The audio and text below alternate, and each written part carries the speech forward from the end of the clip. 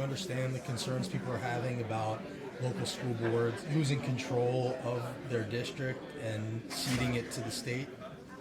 No, I've been doing this on the chair for education for 9 years. I'm carrying a bill this afternoon for the governor. We want to put $1 billion into public education. So we're very supportive of public education. These are alternatives where parents of low income don't have the option of going to a private school if that particular school that they are zoned to in their traditional public schools, if it's not working for them. So this just gives the parents an option. But the charters are in Williamson County and Montgomery County. Those are not the kinds of schools that you're talking about. Those are not places with failing schools.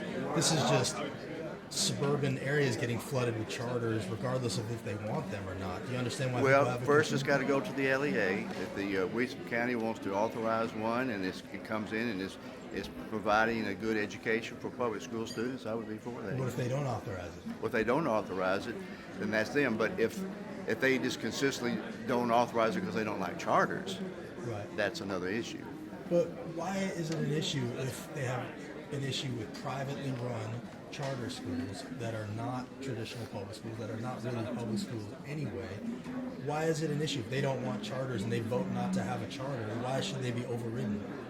Well, they wouldn't be unless they consistently, whether you have a traditional public school or now, we've had charters in Tennessee now since 2002 for 20 years. And they're not performing better. Some do, some don't. But what about the traditional public school that for 50 years hasn't performed better? Right, and I think that's a fair point, but I think a lot of people see, and thank you for talking to me, by the way. Yeah. I think a lot of people see it as a way to avoid the problem. Like, it may help some kids, but since it's dollar for dollar leaving the public school, it's leaving some kids behind. Okay, you say dollar for dollar leaving the public school. Now remember, these are public school students. Now the dollar really should be there to help the student graduate from 12th grade ready to go into the workforce and or higher education. So this don't get I think that's a mistake we make, is that we don't put the money where the child needs it.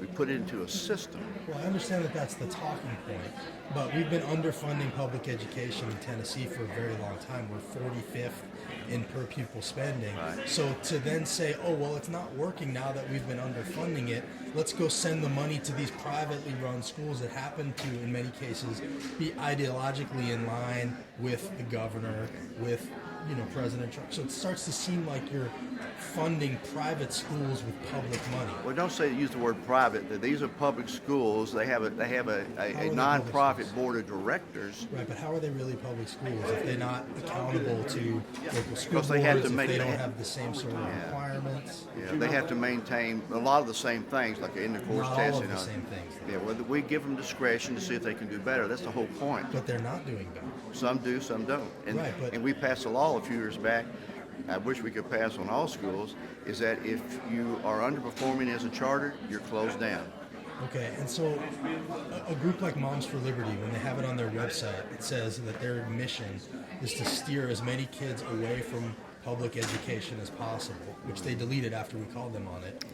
Do you feel like maybe there's a push to just do away with public education entirely in the country and in Tennessee and privatize it and essentially voucherize our system, and that might be what's going on here instead? Not from where I sit, and that may be some people's position. Our public education system is very viable. What is it? The highest percentage of all our students will always go through public education. But there's nothing wrong with having options, because one size doesn't fit all in every situation. And so, we have charters. They're public schools. So They're privately run, though. Run by Like hedge funds back these things, and well, they're because privately run. Because hedge funds, people who have a vital interest in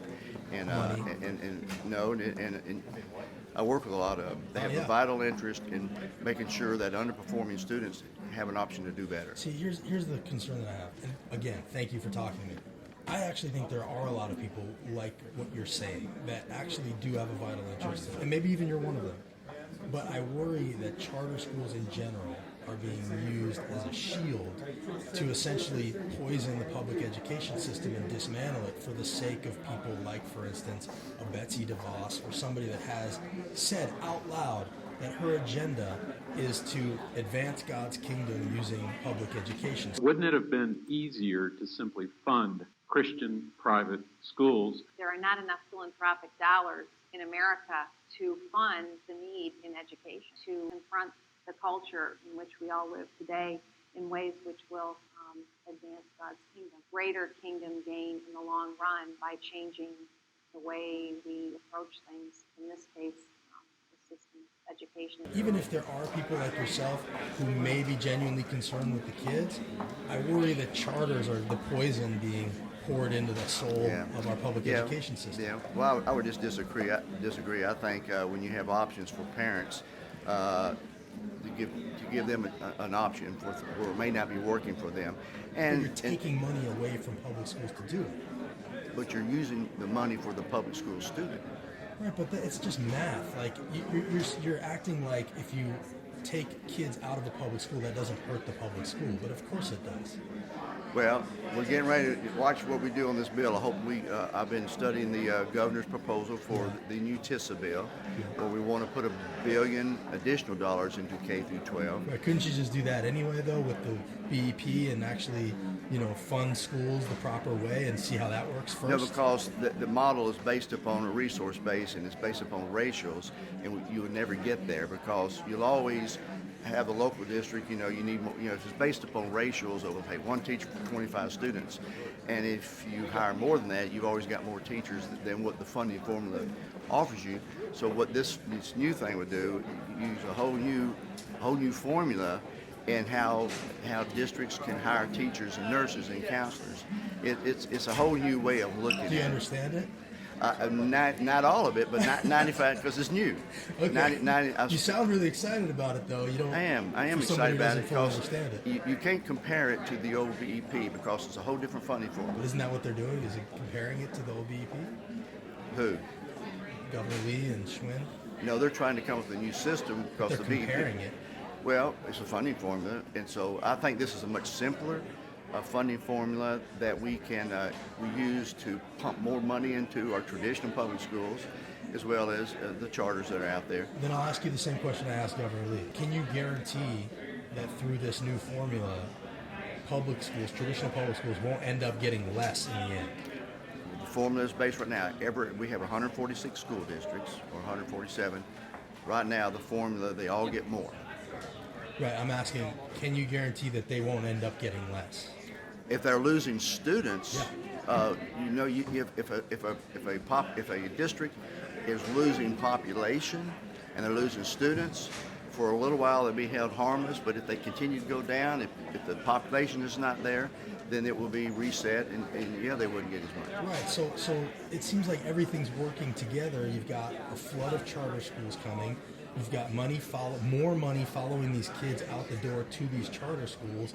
Can't you see how somebody who wants to stand strong for public education in Tennessee, traditional public education, would feel like this might just be a recipe for disaster for public schools in Tennessee? Yeah, I hope not, because like I say, you're I hope they don't see that. No, if you're talking about the bill, no, I don't see it that way. But we have 1 million students in Tennessee schools across the state.